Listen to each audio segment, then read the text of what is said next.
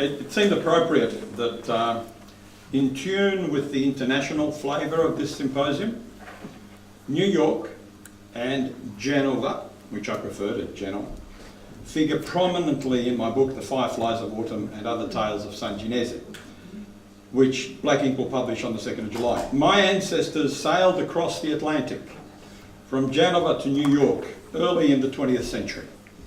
They got off and they caught a train to California. In 1957, my father caught a ship to Melbourne from Genova, and so did my mother and I a year later. The reflections you'll hear from me are simple, personal ones, based on personal experience. I aim to give you an insight into why and how I wrote the book. In my early years, I lived in an Italian community in northeast Victoria, and in the Italy of my mother's and father's stories. There were always a lot of photographs around the house, and my mother waited for the mail from Italy every day, and I would run out and collect it for her from the box out on the edge of the road, because we lived in the country. During our two attempts at resettling in Italy in the 1960s, I came to know our extended family. We failed to resettle and came back to Australia. When I returned to Italy with my own family, 20 years later, my grandparents and their friends were dead. Then my parents and our Italian family friends here in Australia grew old and died. These were the magnificent young women and men who came here on ships.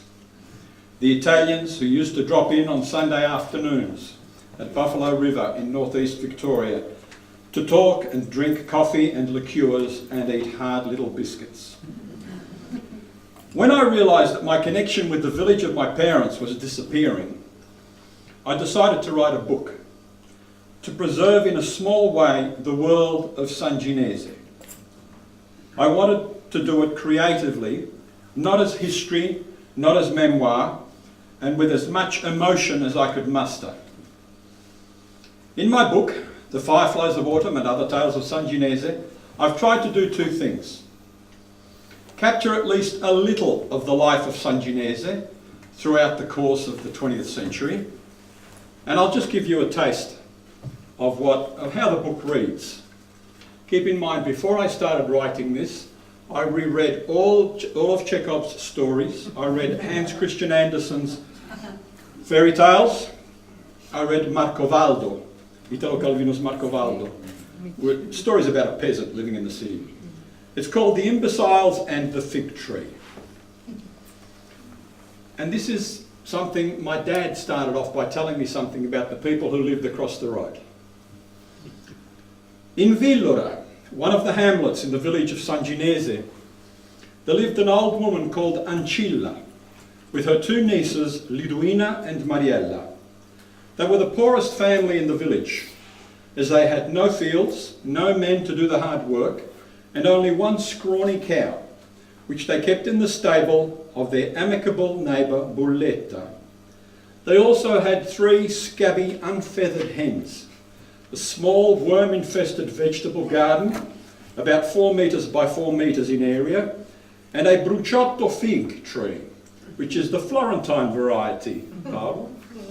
Their neighbours gave them soup and bread sometimes, and distant family members from Colognora came to visit once a year and always brought them 3 large wooden tubs of salted pork. Okay, that's just a flavour of the writing. So apart from capturing at least a little of the life of San Ginese, I also wanted to describe the yearning that the San Ginesini felt for their paese, because I'd experienced this through my parents. Of course, I would write in English, because English is the language of my heart and my mind. Of course, in my book, I would inevitably reveal my concern with being Italian in a strange land, although that might be America, Venezuela, wherever they went. This is common among writers like me, this concern with being a stranger. I'm reluctant to say it's common among Australian writers like me, because then I'm pigeonholed as a migrant writer. Last night one of the speakers here said Italian-Australian was a preferable term to Italo-Australian, and as a writer I would actually prefer to avoid both terms. I would just like to be known as a writer. Of course, I would explore homesickness, which is another common theme for writers like me. So I'll give you an example of what homesickness meant to the people of San Ginese. And they would go to America and become lost over there. And when they returned to San Ginese, they would still be lost, as if they could not find the place they had left, but kept looking for it, anywhere, somewhere, but it was always elsewhere, on top of a hill, along the walking paths between the villages, in a field, inside a stable or a pigsty, inside a woman, a wife, a neighbour's wife. You could see the men wandering about in the courtyards and between the houses, aimlessly at first, and then slowly they would give the appearance of settling into their lives again, but remained as sad as trees that have had half their roots hacked off. Such trees can barely feed and water themselves, and are in danger of toppling over in the gentlest breeze. Okay, another reason for writing the book was that I wanted a better understanding of myself, and in particular of my relationship with the place where I was born. Paradoxically, I didn't really want to write about Italians or Italy. I wanted to write about people. That was my challenge. San Ginese would be just a village like many others. There are many places like it, even in Australia. Small towns that have been through enormous change over the last 100 years, tossed around by social and economic forces that ordinary people are subject to. A village, it seemed to me, was a universal concept. We can all imagine a village. We sometimes feel nostalgic for the village. We also understand the hope and ambition that takes you from a village to America or Australia, and the homesickness and nostalgia that follows. Village people have sex, babies, eat, drink, work, sleep, talk, gather in small groups in courtyards on summer evenings to chat, or sit by the fire in winter and tell stories. For me, none of this is particularly Italian. I wanted to write a book with universal appeal. I didn't want it to be about Italians, I wanted it to be about people. Similarly, feeling out of place, displaced, in Fresno or in North Fitzroy, after sailing 12,000 miles from San Ginese, is not an Italian feeling. It is simply how many migrants feel. It is how people feel when they move, say, from Euroa to Melbourne and leave their parents on the farm. The only difference is that San Ginese is 12,000 miles away and Euroa is a 2-hour drive up the Hume Highway. I also decided I would not be Nino Culotta. Anybody remember this? Yeah. Because, as far as I'm concerned, Italians are not cute or funny. And I think too many books about Italians and other nationalities make them cute or funny. My characters are people. Look, I'll now show you a short video about San Ginese and its people. There are old photographs and more recent ones. Some of these are in the book. These are real people who became fictional characters with the same names that you will see in the captions. You'll see my grandfathers and my mother and father and even a couple of me. One was taken in Cape Town and the last one in North Fitzroy. It ends rather subtly because I didn't do it properly. So, here we go.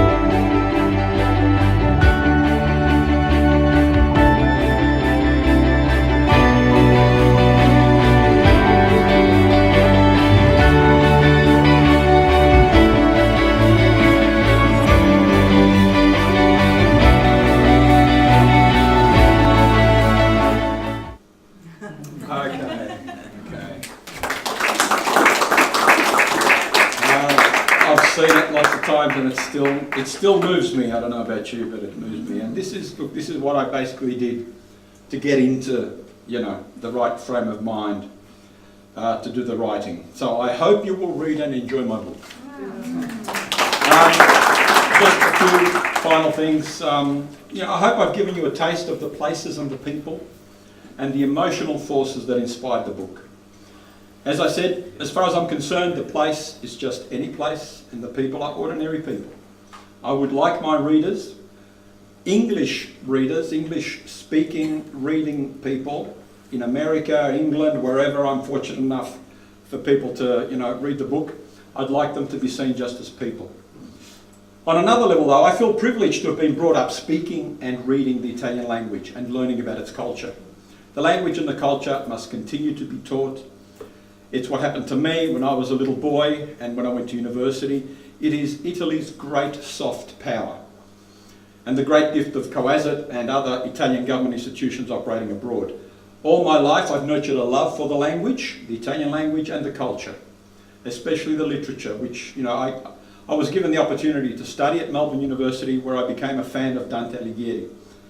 So to conclude, part of the answer to one of the questions this symposium is asking, the one about Italianità, which is the thing that, one of the other things that drove me to write this book, lies in looking to the future through Dante's eyes, amid the gloom of a world in turmoil, and finding hope in the stunning beauty of these few words from the Inferno, which every Italian should be taught. E quindi uscimmo a rivedere le stelle. Thank you.